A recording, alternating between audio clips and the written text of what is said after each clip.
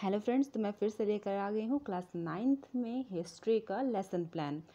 तो मैंने फ्रांसीसी क्रांति जो क्लास 9th का चैप्टर था, चैप्टर फर्स्ट, तो मैंने उसी को कंटिन्यू किया है।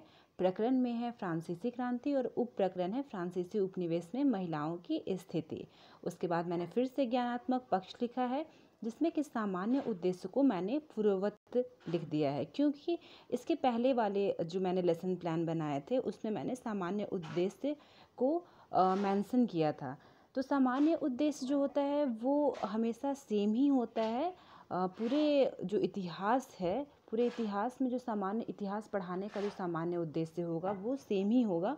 इसलिए मैंने इसे बार बार रिपीट ना करके मैंने इसमें पूर्ववत लिखा है। इसके बाद आता है विशिष्ट उद्देश्य। विशिष्ट उद्देश्य होता है कि आपका जो उप प्रकरण है, जो कि है फ्रांसीसी उपनिवेश में महिलाओं की स्थिति, इसे पढ़ाने का क्या उद्देश्य है, आप क्यों इसे विशिष्ट रूप से पढ़ा रहे हैं, बच्चों का क्या उद्देश्य है पढ़ाने का, इसलिए मैंने विशिष्ट उद्देश्य लिखा है। विशिष्ट उद्देश्य लिखने के बाद अगले पेज में हम कुछ इस तरह से हम 2 पेजों को बनाएंगे, जिसमें कि फर्स्ट पेज में हम लिखेंगे शिक्षण सहायक सामग्री, शिक्षण विधि, शिक्षण प्रविधि एवं पूर्व ज्ञान। तो जो शिक्षण सहायक सामग्री है, इसमें हम जो भी हम टीएलएम यूज़ कर रहे हैं, just like chart paper, paper की कटिंग, और कोई पिक्चर्स बना रहे हैं तो वो हम लिख सकते हैं। इसके अलावा शिक्षण विधि में मैंने व्याख्यान विधि का उपयोग किया है। शिक्षण प्रविधि में मैंने प्रश्नोत्तर प्रविधि का यूज किया है। इसके बाद आता है पूर्व ज्ञान।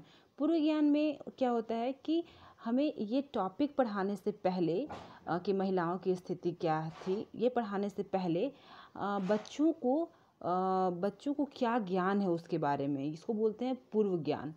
तो पूर्व ज्ञान करने के बाद हम लिखेंगे प्रस्तावना के प्रश्न पे आएंगे। प्रस्तावना के प्रश्न में हम यह देखेंगे कि हम उनसे बच्चों से हमें डायरेक्ट आके बताना नहीं है कि आज मैं तुम्हें ये पढ़ाने वाली हूँ। बच्चों से वो टॉपिक को निकलवाना है। तो बच्चों से वो टॉपिक को निकलवाने के लिए हम उनसे उनके प्रीवियस नॉलेजेस, जो कि पूर्व ज्ञान है, पूर्व ज्ञान से रिलेटेड कुछ क्वेश्चंस पूछेंगे और उसी पूर्व ज्ञान से जोड़ते हुए हम कनेक्ट करते हुए इस नए टॉपिक पे आ जाएंगे। तो मैंने सेम वैसे ही किया है।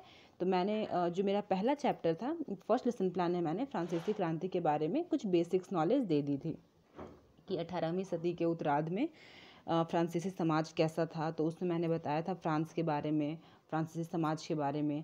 तो उसी से मैंने यहाँ पे क्वेश्चन लिया कि फ्रांस में राजतंत्र को हटाकर प्रजातंत्र की स्थापना कैसे हुई। तो छात्राएं जो हैं वो जवाब देती हैं कि फ्रांसीसी की क्रांति के द्वारा।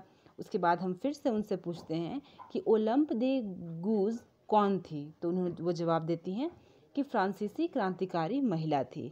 फिर मैं पूछती हूँ कि फ्रांसीसी क्रांति में महिलाओं की क्या भूमिका थी। तो उन्होंने जवाब दिया, उन्होंने कोई जवाब इसका नहीं दिया। तो मैं फिर से पूछती हूँ कि अच्छा बच्चों, ये बताओ कि फ्रांसीसी उपनिवेश में दास तथा महिलाओं की स्थिति क्या थी।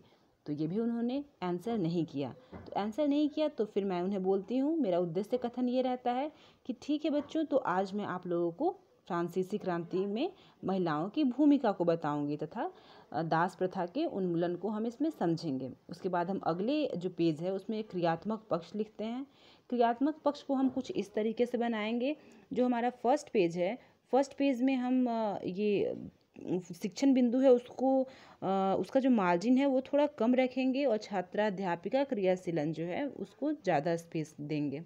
उसके बाद हम नेक्स्ट पेज में 3 कॉलम बनाएंगे। 3 कॉलम में पहले कॉलम में हम लिखेंगे छात्रा क्रियाशीलन, दूसरे कॉलम में लिखेंगे श्यामपट्ट कार्य और तीसरे में लिखेंगे मूल्यांकन। तो हम कभी भी स्टार्ट करने से पहले या फिर उसके बीच में भी हम विकासात्मक प्रश्न डालते हैं। विकासात्मक प्रश्न डालने का मतलब होता है कि हम कुछ क्वेश्चन रेज करते हैं और उसके बारे में फिर आगे डील करते हैं। तो हम फर्स्ट में मेरा टॉपिक है कि क्रांति में महिलाओं की क्या भूमिका थी। तो इसके बारे में छात्राध्यापिका जो है वो बताती हैं।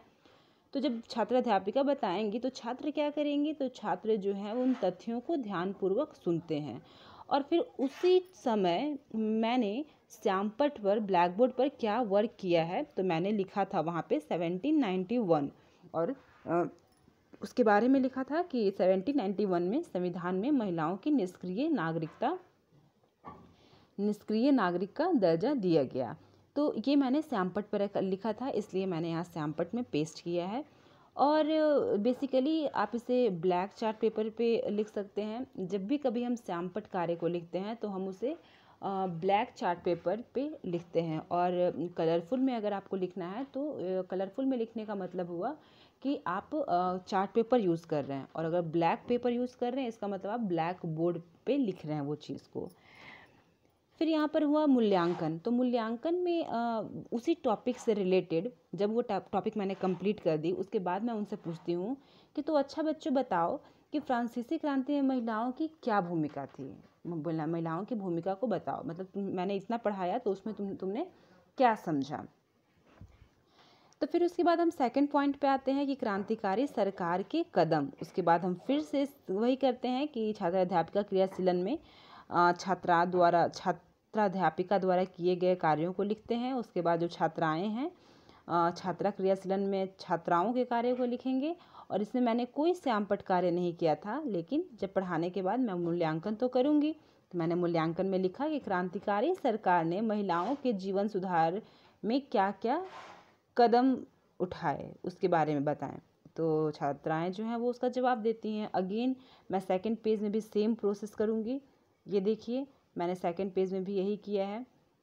और उसके बाद मैंने इसमें थर्ड पेज भी यूज़ किया है। थर्ड पेज में भी हम यही करते हैं। और मैंने यहाँ मूल्यांकन भी लिख लिया है।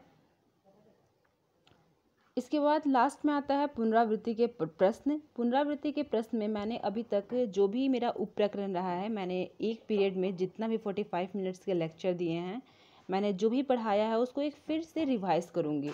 तो रिवाइज़ करने के दो तरीके होते हैं। फर्स्ट होता है पुनरावृत्ति, सेकंड होता है पुनरावृत्ति के प्रश्न। पुनरावृत्ति में होता है कि हमने जो भी पढ़ाया है उसको फिर से एक बार समराइज़ कर देना। ओके, दैट इज़ कॉल्ड पुनरावृत्ति। बट अगर हम पुनरावृत्ति में अगर हम उससे क्वेश्चन पूछते हैं, क्वेश्चन पूछ के समराइज़ करते हैं, तो उसे बोलते हैं पुनरावृत्ति के प्रश्न। तो मैंने यहाँ पे क्वेश्चन पूछ के उस चैप्टर को समराइज़ किया है। मैंने पूछा कि नेपोलियन बोनापार्ट ने खुद को फ्रांस का सम्राट कब घोषित किया। फिर मैंने पूछा कि वाटरलू युद्ध में किसकी हार हुई थी, निग्रो लोग कौन थे, फ्रांसीसी उपनिवेश से दास प्रथा का अंतिम उन्मूलन कब किया गया, फ्रांस की महिलाओं ने मताधिकार कब हासिल किया।